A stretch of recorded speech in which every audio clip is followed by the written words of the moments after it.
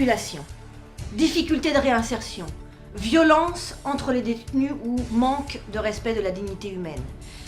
Depuis quelques années, le milieu carcéral est sous le feu des critiques et pointé du doigt par l'ensemble des associations internationales de défense des droits de l'homme.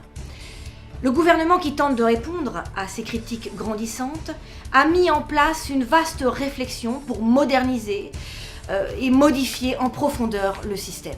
Des programmes comme l'incarcération à domicile, sous surveillance du bracelet électronique, ou encore le programme Terry ou Loggia, incarcération collective autogérée, ont vu le jour et sont aujourd'hui en phase de test sur l'ensemble du territoire.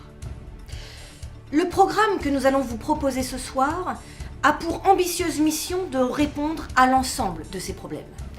Et si les problèmes de politique carcérale partageaient la même solution que l'aide aux familles en difficulté financière ou au chômage? C'est ce que souhaite nous faire entendre le programme Maison.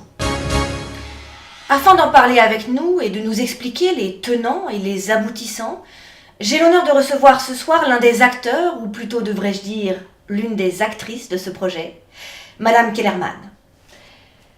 Madame Kellerman, bonjour. Bonjour. Alors, en quoi consiste ce programme Maison ? Eh bien, comme vous venez de le dire, ce programme a pour vocation de régler le problème de la surpopulation carcérale en déplaçant les détenus de prisons d'État classiques qui sont maintenant vétustes et très coûteuses vers des cellules individuelles spécialement conçues pour eux chez nos concitoyens. Cela veut dire que demain, je peux avoir un détenu dans mon salon. Dans votre salon, peut-être pas, mais si vous en faites la demande, que vous êtes propriétaire et que vous remplissez l'ensemble des critères, alors oui, vous pourriez accueillir un détenu chez vous. Et quels sont ces critères ? Ils sont nombreux. Être propriétaire de son logement, avoir un casier judiciaire vierge, bien évidemment. Une enquête minutieuse est menée sur l'étude des dossiers afin de s'assurer que le citoyen candidat remplisse tous les critères et puisse mener à bien sa mission. Donc un citoyen lambda peut devenir hôte. Lambda, non, bien sûr, je me répète, mais une enquête minutieuse est menée sur les dossiers. Afin que la candidature soit acceptée, il faut que le citoyen soit un citoyen modèle. Et en échange de l'accueil d'un détenu, ce citoyen se verra aidé dans ses démarches administratives, financières et sociales pour lui faciliter son quotidien. Et alors ce citoyen modèle, comme vous l'appelez, il est donc aidé dans tout ce qu'il entreprend. Oui, exactement. C'est un échange gagnant-gagnant. Le citoyen ouvre ses portes, accueille chez lui un détenu et en échange, l'État est là pour le soutenir et l'aider dans ses démarches quotidiennes. Et alors où loge le détenu ? Directement chez l'hôte. Une cellule est spécialement conçue pour le détenu. Après, c'est l'hôte qui décide où. Ça peut être un garage, une dépendance ou encore un sous-sol.